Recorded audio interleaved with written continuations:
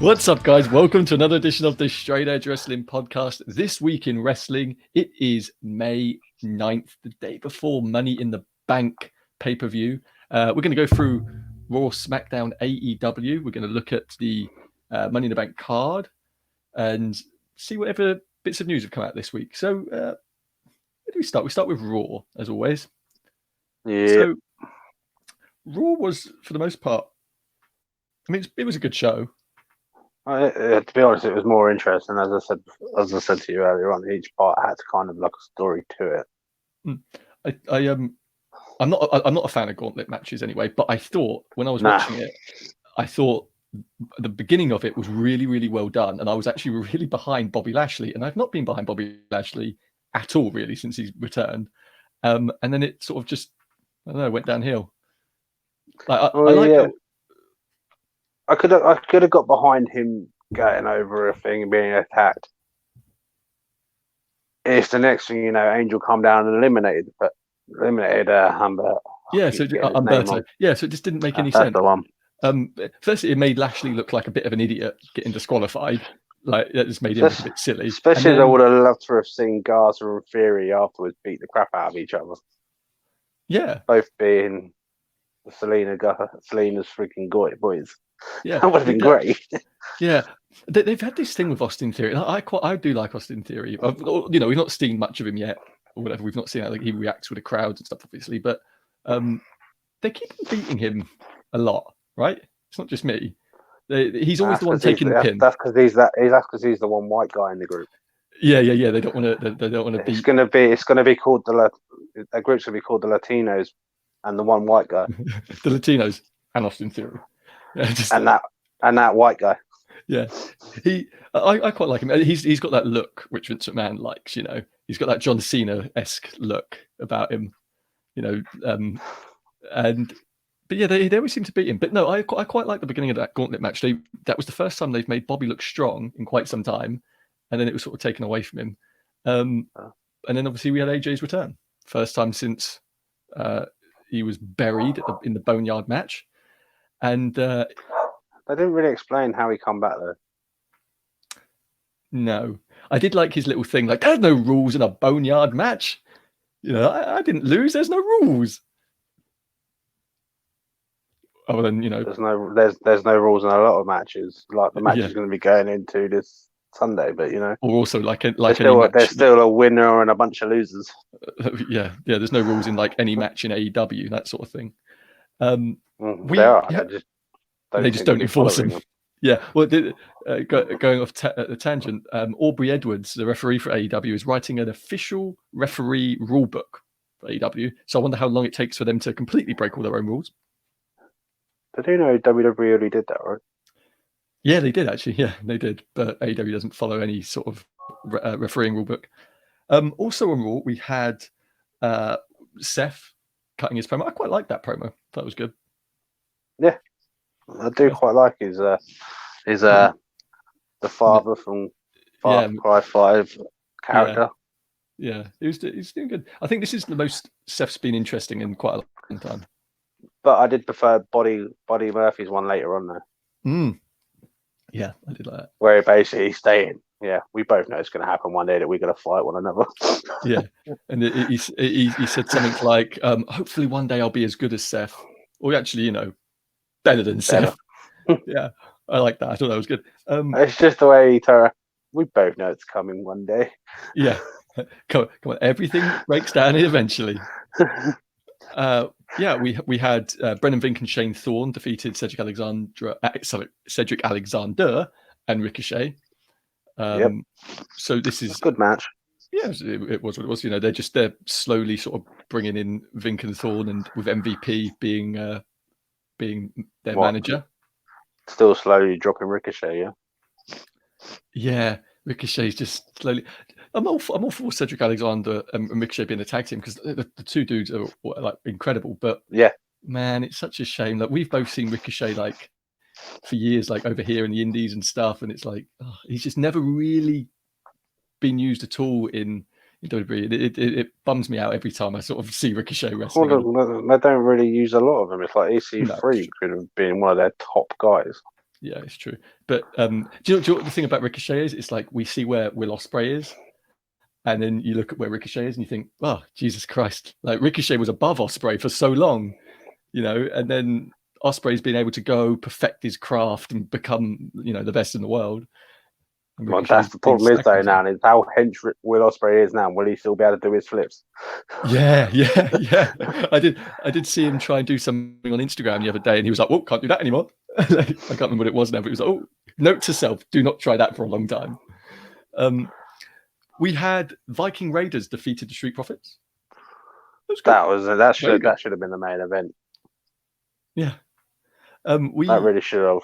Yeah. Oh, absolutely. Yeah, I agree. I think the main event, like Drew Buddy, was good, but yeah, the Viking Raiders and Street Profits were good. Do you know what's funny about that was, I think last week I criticised the Viking Raiders. Well, I did because you did the way they looked, and not. It wasn't about last week. It was about when they done that stupid thing in the car a few weeks back, where they were like eating the big turkey breast and stuff. I don't know. I thought that made them look karaoke thing. Yeah. I thought that made them look a bit stupid, but they've sort of regained their footing here, and this was good. And I'm surprised, as of recording right now, Viking Raiders and Street Profits isn't on the card for Money in the Bank, right? Yeah, let's be honest. This is potentially now after that one, them going on it. And as soon as the Street Profits have to defend those tag team belts, I can see them finally beating Viking Raiders. Yeah. Because I mean, they've done stuff with the Viking Raiders before. I think this is like Street Profits time, and Viking Raiders basically. Well, yeah, this is all going back from NXT as well, where they've literally always had their ass kicked. Yeah. Mainly because at the end of the day, Viking Raiders, when they was in NXT, destroyed everybody, and when they first come up, they destroyed everybody. I've got a few little notes here that I've written down. So firstly, they ran a promo saying Edge and Randy Orton were advertised for next week on Raw. Yeah. It's Edge will be chasing after Randy Orton or something like that. Was kind of that wording. It was something weird about Edge showing up to come find Randy Orton. It wasn't explained well. Why? I don't get it. Why? I'm glad it wasn't just me that thought that was. That's why I wrote it down, because I thought this is a bit weird. Like, I just don't get it. I just don't understand why they thought they finished that out. You won. Their longest match on both nights of the card. I thought they ended it there. Seemingly the longest match that has ever existed in human time, because of the lack of crowd. It just seemed. I genuinely thought an hour had passed when that match was on. I enjoyed the match, but I just thought it was so long. And also, this was a weird one. So they were doing the countdown all night with the best Money in the Bank moments. So technically, I thought more of them would have involved actually the pay-per-view, but. Right, yeah, funny, it should have really. So this is a point which many people have pointed out over the last week. When they showed Seth Rollins cashing in Money in the Bank, they edited Roman out the video, and they made it so that he beat Brock instead of Roman. And they've been doing that a lot recently, where they've been dropping. Yeah, I'm getting confused because I keep seeing videos pop off about what's going on with Roman and Roman's reply back. I haven't really watched any of them, so I'm a bit. Yeah. I need to kind of watch more of that, actually understand what's fully going on with that. So obviously, the WWE's done a lot of editing out of Roman Reigns in various things over the past month since he left. Yeah, I did see something earlier on about pretty much WWE have deleted Roman Reigns at the moment, and then Roman Reigns' opinion on it. So Roman was asked about it essentially, and he said he commented on his own immune system and said, "Look, my immune system's fine. I'm staying at home because I've got two young kids, and I'm staying at home to protect them. Basically, look, it's not anything to do with my health; it's to do with theirs." That's what he said, and that there was no hard feelings with WWE or anything. So he seems fine with it. Whatever WWE thinks about Roman is another thing. But yeah, I mean, it is what it is. From what I keep seeing at the moment, it seems like the whole Hogan Ric Flair when they went to TNA and they just got wiped and deleted from the Hall of Fame and everything to do with everywhere. Yeah. WWE, can write their history as they wish, basically. What do you mean, Vince McMahon? Yeah, basically.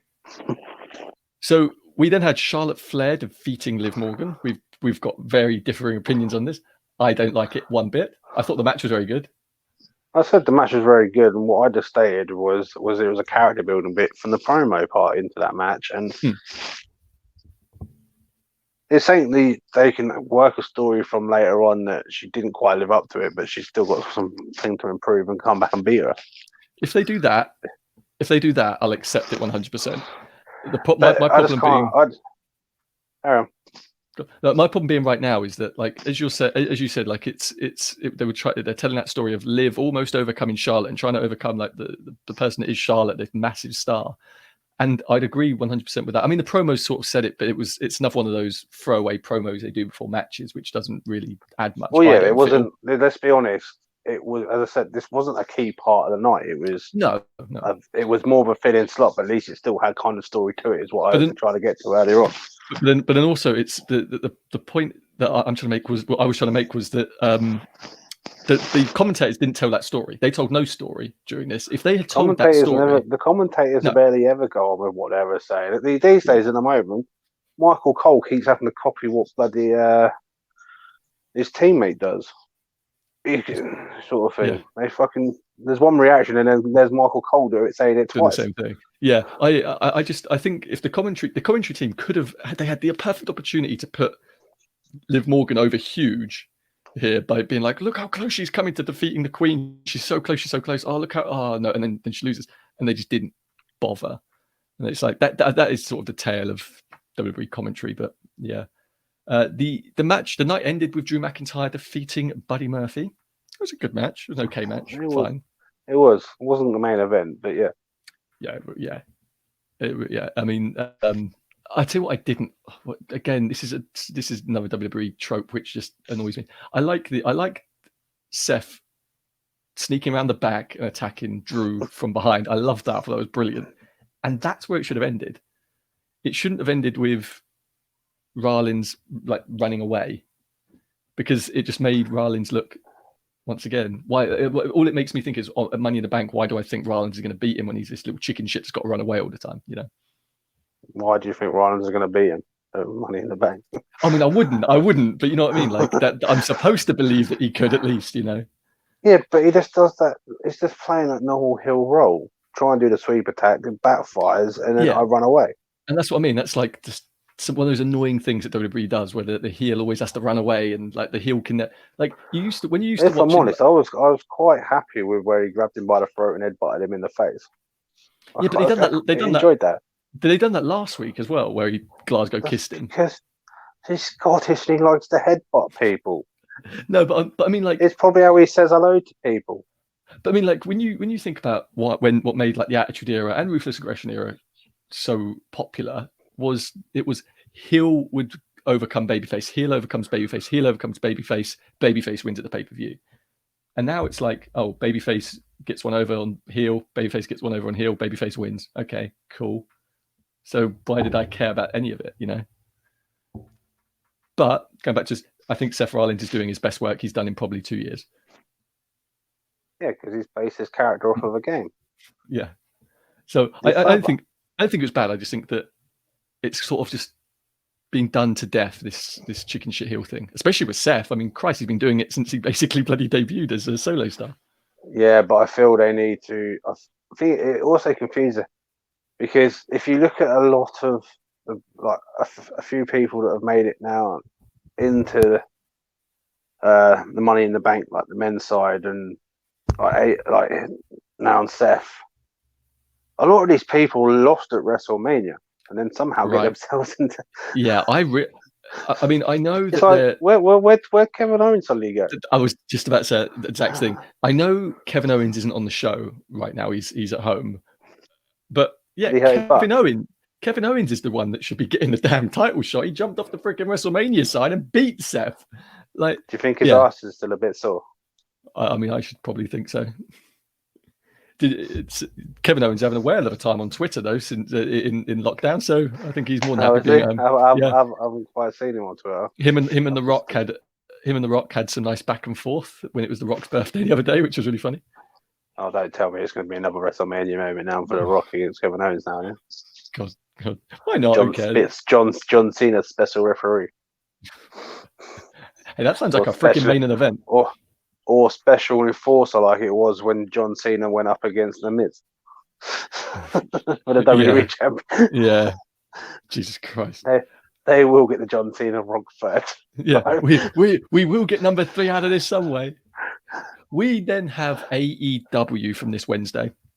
Now, I think they did a couple of things here which were really good. I think it was like most shows and most AEW shows, match, because Tony Khan, this is a thing, Tony Khan has apparently written all of the TV for the next couple of months by himself. They're all like this. They're just going to be a bit nasty. Yeah, he's written all the TV by himself, and apparently he'd done it all, quote, within a few minutes. How do you write a few months in a few minutes? Yeah, there we go. So I heard Vince Russo comment on that when someone brought it to his attention, and he was like, "Jesus Christ, they would spend days and days and days and days." Don't tell me he's just got a bunch of sticky notes. We'll do a match there, and just got sticky notes and put them all there in a segment of this. I feel as though it could literally be like with a dart at pictures of wrestlers and be like, "Yep, that person versus that person." They need to get someone in creative that knows what they're doing, or that company is going to fall apart. Because they've got some great talent that can do some great things.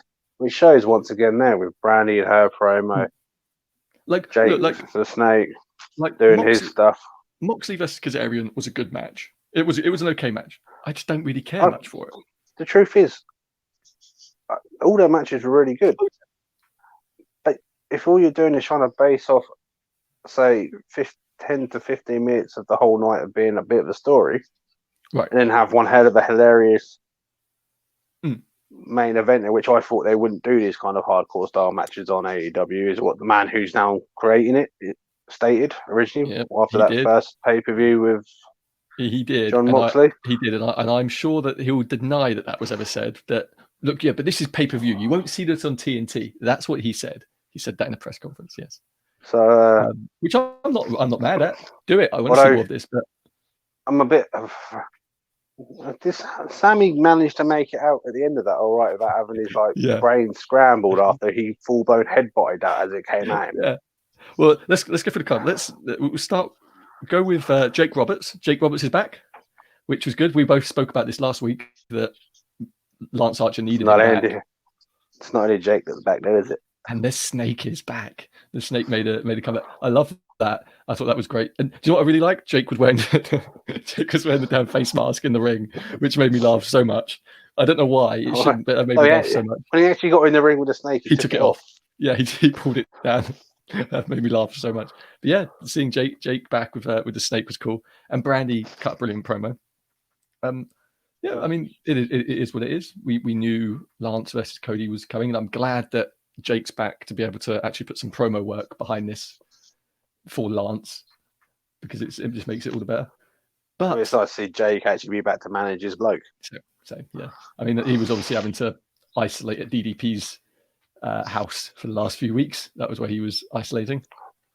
Getting breakfast in bed. He was getting breakfast delivered to his door. That was great.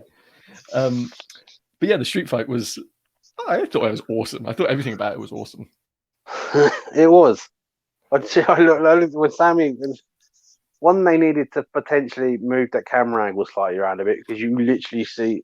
And Sammy should never have tried to headbutt a golf course while he's trying to get himself slammed into a cup. The best part about that was it was almost like cartoonish, because he had so many places to move out the way to, and yet he ran full steam ahead into the damn golf cart. That was brilliant. But he hit that hard, and like more credit to freaking Sammy. Jesus, he hit that hard. But there was lots in that. There was a little gag where Sammy threw Kenny Omega into an ATM, and then the money came out, and he was like, "Oh, money!" I like that. I wasn't a fan of, although Jake Hager protected himself quite well. I wasn't a fan of. There was a few shots to the head. Yeah, which AEW they keep on doing it, and it makes you feel uncomfortable now. Like we see what happens to people now. It's Jake Hager overly protected himself from it. Jericho not so much. Well, as I say, as long as if you're going to go for a headshot these days, as long as you do that, unfortunately, that crappy thing when you put your hands out. Yeah. but like I think Jericho did it in a way where like he protected himself but barely, you know, where he just sort of puts his shoulder up and he sort of does it. Jake Hager sort of like you know, shields himself completely from it and then pretends he got hit in the head. So there's like a nice in between, you know. But you know, we had Matt Hardy in the ice machine before he when he climbed out of that damn ice machine. I don't know why I laughed so much at that. And before he got into his golf cart, Kenny Omega climbing up the scaffold to do the moonsault off. I like the way he had to adjust himself after. Yeah. It was brilliant. I think as far as like street fights are concerned and those sort of things, AEW has the market cornered on that. They've done that very well, much better than WWE's done in a long time. Yeah. For those sort of like backstage rules. Yeah, that was really good. No, yeah, I really enjoyed. I think the main event kind of was really, really good. So it sort of made up slightly for the fact that there was not much else on the card. Because to be fair, that's the one thing everyone's been talking about all week was Sammy Guevara getting run the fuck over by that golf cart. Just so many memes of Sammy being laid the hell out. But even better than that, if you head on over to our Twitter at SEW_podcast, you can see where Britt Baker was live streaming the whole thing from her phone and commentating over it. If you've not seen it, go and watch it. It's one of the funniest things ever. Just she's like, "Oh, what's Sammy doing?" Go and watch it. It's so funny. I haven't even watched it. She's just shit talking everyone just over the entire street fight. It is hilarious. Right. It is hilarious. Got to admit, Britt was quite well in the audience this week, especially when she got her shoe launched. she's getting better and better each week. She really is. And then we had SmackDown last night. So it was fine. It was fine. Not much happened. No, I kind of think Raw for once actually managed to edge out being the better show this week. Yeah, SmackDown's been the best show in for the last like few weeks. But yeah, I think Raw was. I wouldn't have said they beat SmackDown by much, but no, it's quite a low bar, but there wasn't much on SmackDown. Let's quickly run through it. So Sonya Deville defeated Mandy Rose with a roll up in the first segment. So I really enjoyed that match. Yeah, I enjoyed it. I think it was way too short, to be fair, just because I enjoyed it, so I was a bit like, oh, I wanted this to continue. Yeah, well, I think he's going to lead the same figure, so. Yeah, I should think so. We had Miz and Morrison, the Forgotten Sons, with Jackson Riker, who defeated Lucha House Party and the New Day. Friggin' Forgotten Sons are awesome. Yeah, great match. Well, not great match, good match. And Forgotten Sons are being pushed hard. They're liking them, which is funny because NXT didn't do anything with them. Triple H didn't really do much with them on NXT, but clearly Vince or Paul Heyman, probably Paul Heyman, likes them. I thought SmackDown was a Pritchard. Oh yeah, true. Pritchard, Vince then. Yeah, Pritchard ain't liking anyone that Vince doesn't like. Pritchard's just there to go, yes, Vince, no Vince. We then had Jeff Hardy's promo, which was good. It was fine. Obviously leading up to him versus Sheamus, despite the fact that the pay-per-view match is Jeff versus Cesaro. It got freaking weird though, where they kept doing this like cut back though. Well, Jeff's still talking, and then the next thing they cut back to then Sheamus is starting to talk. You know that I'm getting two mixed things going on here. What the yeah. It wasn't great. I'm happy Jeff's back. I love Jeff. I'm glad he's back. Well, it's nice to see him. It just depends what they do with him. Yeah, they've always for the last like 10, well, basically since. Not even just his last return with Matt, like his run before that, before when he was jumping back and forth with TNA for a little while. They've just always been like on and off with him, and the crowd's always been behind Jeff. He's always been so popular. Yeah. We then had Braun and Bray's little segment. It makes me a bit weird that one because you start thinking as like Braun walks away from all of that. And the way Bray actually like that, are you about to now suddenly bring out the Fiend? What are you doing here? I don't really get how you ended this. Yeah. Like you'll be so sorry. Yeah, so just what is the Fiend popping up now? And what? Exactly. Yeah, Fiend pops up, then we're fucked. Yeah, exactly. If the Fiend pops up, that means we've got a new Universal Champion. which I don't think is going to be the case, but yeah, hopefully not. We had Tamina and Lacey Evans defeated the Boss and Hug Connection, Bailey and Sasha. So they're slowly building towards Bailey and Sasha's thing. Yeah, but it also scares me a little bit because I'd love to see Tamina win this women's championship, but after she just pinned Bailey, I'm like that. Oh no. Yeah, it's not happening. It's weird. Like Tamina's like Natalia in a way, where she's been there for so long, and they just don't really ever give them anything. Like they throw Natalia a bone every now and then. They've never really thrown Tamina a bone. They've never bothered. To me, that literally since when she, from a few weeks ago when she reappeared. How long ago did they stay? Because it's been a couple of years. Oh yeah, a long time. I'm glad that she's doing well. I've always liked Tamina. To be fair, she's not like the greatest worker ever, but she doesn't need to be. That's not her. It's not her jam. I think it's fine. What else happened on the show? So we had King Corbin, Cesaro, and Shinsuke versus Drew McIntyre, Otis, and Bryan. Obviously, Corbin picked the win. It was a good main event, and then they just did that pointless thing at the end of the show. Yeah, it just made no sense. They all climb ladders, and the only bit that I liked from that pole ladder climb and let's beat the crap out of it was the fact that when Otis tried to climb the ladder and he broke the runners twice. Yeah, yeah. I mean, you're saying that it is true. It's like, so Corbin sets up a ladder, and Bryan goes after him up the ladder. It just makes no sense. Why would he care? He's going up the ladder. He's not getting anything. It's not a match. It's not the damn money. It made no sense. So all it happened. All the end result was that Daniel Bryan got himself injured for no reason. Really, it makes him look like a moron. I'll tell you what, though. What I realised is, when they showed the highlights from the multiple years from what was it, Raw, the top 10. When they did the one with Shelton Benjamin, where he did the common thing of running up the ladder and jumping over, I realised we're about to have a year where Shelton Benjamin's in the company and he's not in the Money in the Ladder match, which makes the Money in the Ladder match 10 times better. Which is crazy, right? Because he's one of those innovative people. You'd think that they'd want him in there just to. Yeah, but I mean, whatever. It's not going to be like a traditional ladder match, so who the hell knows? Which makes it even better for him. But I'm also confused because have they already now moved buildings their head office? They have not. They've delayed it for quite a while. While. Because I thought their headquarters only had 4 floors. Right, they do, and they kept on saying 10 stories. So I questioned this as well, and it is 10 stories, but it's 4 floors. So how'd you get past that? Yeah, so I had no idea. Just go through each major big room and make it act like it's a floor. We have Money in the Bank coming this Sunday, so let's rattle through some predictions here. So this will be fun. Yeah, let me get the card up, and let's start with the pre-show, the kickoff show, which is just an announced match of Jeff Hardy versus Cesaro. Well, it's going to be Jeff Hardy. It's got to be Jeff. But Cesaro's been on such a roll. I'd love to see it continue.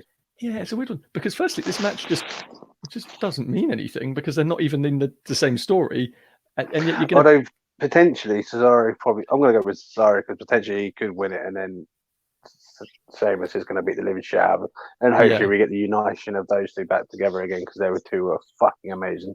Yeah, I think you're on something there. You've got one of two things that's going to happen here. Jeff Hardy beats Cesaro clean, and then Sheamus interferes, or Cesaro wins because Jeff Hardy interferes before Cesaro wins because Sheamus interferes. Yeah, I think I'm going to go with Jeff anyway. I think they're going to give him the clean win, and then Sheamus is coming down and beating the living hell out of him.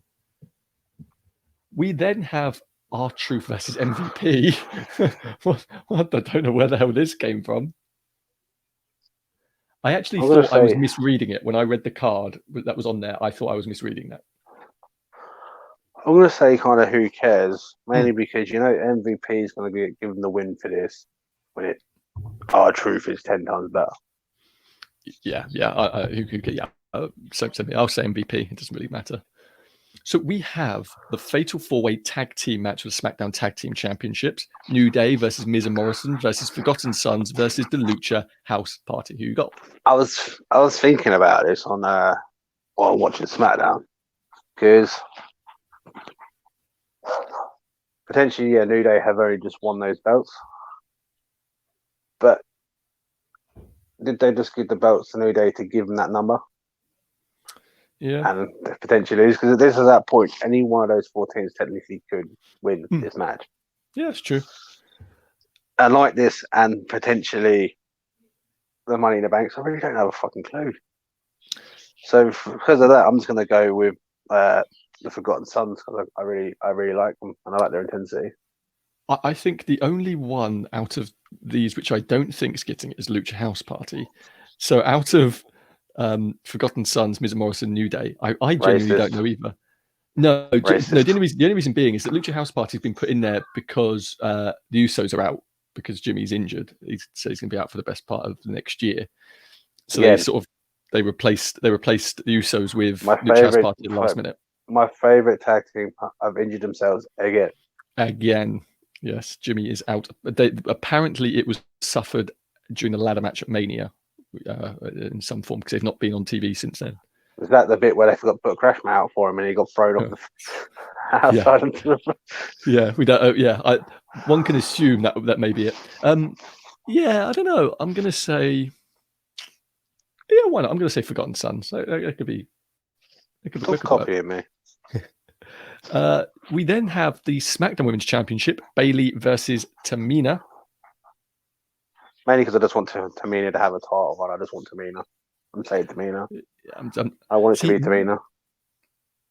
You know, this could be the moment where Sasha and Bayley break, and maybe not, but I'm going to say Bayley, just because I don't see them putting a title on Tamina. It's likely going to be Bayley, but I just want Tamina to win it once.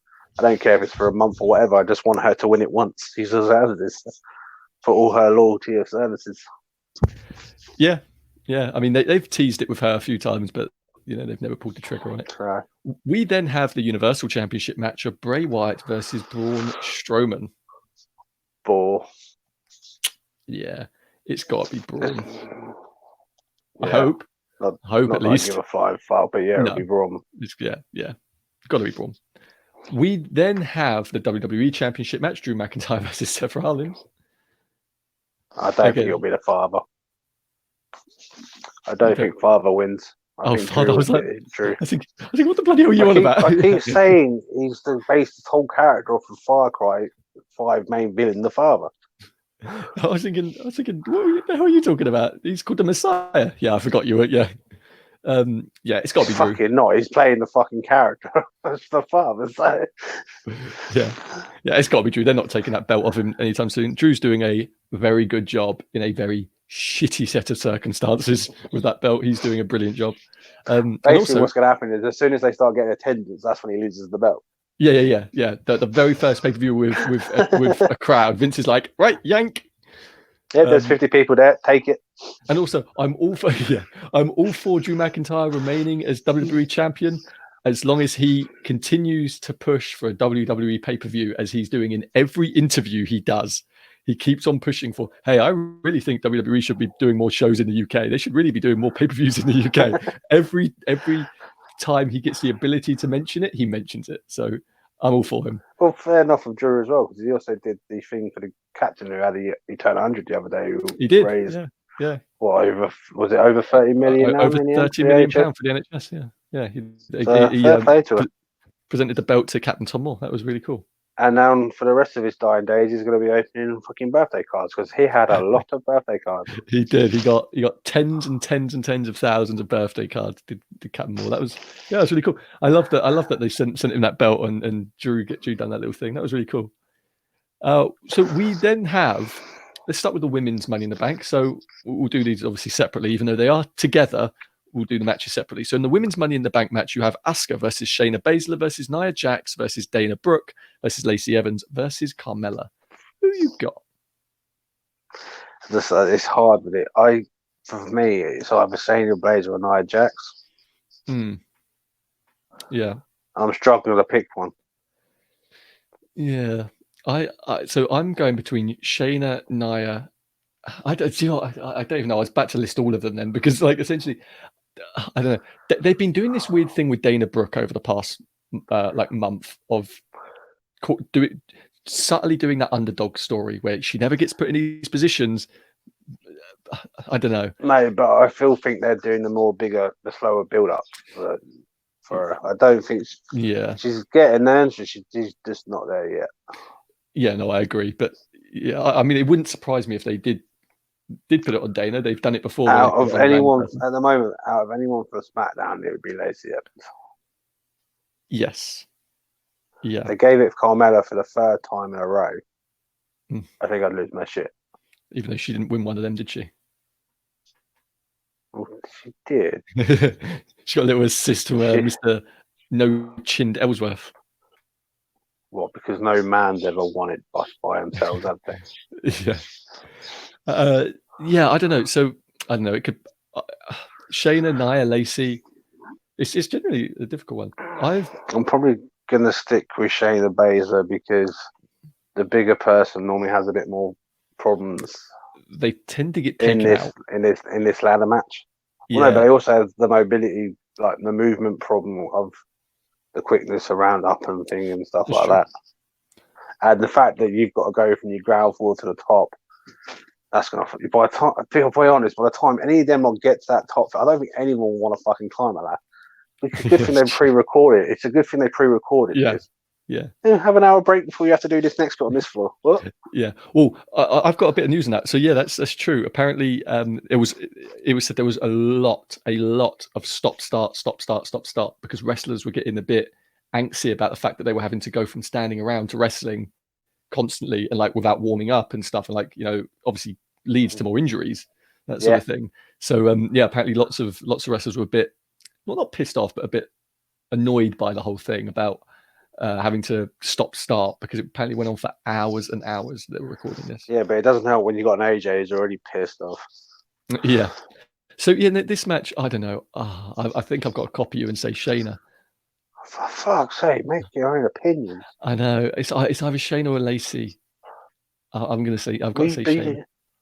But you've been such a Lacey Evans fan and kept really bad to win many things. But they're so I don't know. I'd like it to Problem be is, we go with it, and we're both between Nia Jax, like saying your Bays, and next thing you know, Nia Jax the one who wins that women's one. Yeah, and she's the one we've sort of cast aside. Yeah, I didn't cast her aside. I was just being realistic. Yeah. And we then have the men's Money in the Bank match, which is Daniel Bryan versus Rey Mysterio versus Otis versus Aleister Black versus King Corbin versus the newly added AJ Styles. Well, for me, part of it, I'd love to see Otis win it. I'd love to see Aleister Black win it. But actually, the main one I want to see win it is Aleister Black. But you normally find in these moments, these things, it's normally the best person to cash in is normally a heel. So I see it potentially being Corbin or AJ. And I think because they want to, I could always see it going to AJ. I could see him doing AJ as well. Yeah. Which is also weird, technically, as he was buried a month ago. So and I don't know how he's still living and surviving. I think an Aleister Black win would be cool, but as you say, I don't think the briefcase is the right fit for an Aleister Black. I don't think he needs it either. I think it's not the right fit. King Corbin with the briefcase could work because he would just be the most obnoxious son of a bitch with that briefcase for quite some time. So that could work. Thing is, he's also worked. The reason why I think AJ potentially may get it is something AJ's never had. He's never had it, and I'm sure he'll make it interesting. I'm going with AJ. Not as interesting as Brock Lesnar did, but no, Brock Lesnar. That was one of the biggest missed opportunities with Money in the Bank ever. The fact that they had him cash in so quickly. Having the Brock party every single Monday was one of the highlights of the wrestling week for me. It's the bit where he beat up Paul Heyman with the contract. where he's like all cocky and Paul Heyman says he's got a year to cash it in. He goes, I have a year? He's like bashing him with the contract. Genius. So with the men's, I'm going to go AJ. Yeah, I've got AJ. I don't really actually see. I think either AJ, Otis, or Corbin are the only three which really come out of this. But at the end of the day, either one of these 12 competitors could win this. That's the problem. Yeah, pretty much. There's no one person through this period of time I could say has come out shining over the rest. No, and you know what? Normally, there's lots of people in the matches who you definitely know aren't winning it, right? Normally, they put a couple of them in there where you go, oh, well, they're not winning it, and then you've got like two of them in there that they've been building for months, and you go, oh, it's them. Whilst that's really not the case here. One accident, unfortunately, this period of time is the only wrestlers they got really around they could use. Exactly, it was basically who is in the building right now. Yeah, I think and basically they've got to put Daniel Bryan in. He's ditched his wife and kids. Yeah, they've got to use Daniel Bryan in everything to make it worthwhile. The fact that he's just left his pregnant wife at home. Jesus, but he's probably settling for divorce right now. Yeah. And that is it for this episode of This Week in Wrestling and our Money in the Bank prediction series. Please head on over to Twitter and follow us. It's up above at SEW_podcast. We'll be live tweeting Money in the Bank and all sorts of wrestling news throughout the week. Please like and subscribe to this video here on YouTube, and we will see you next time for another video. We are out. How the fuck did I never even notice that the SEW podcast was out there?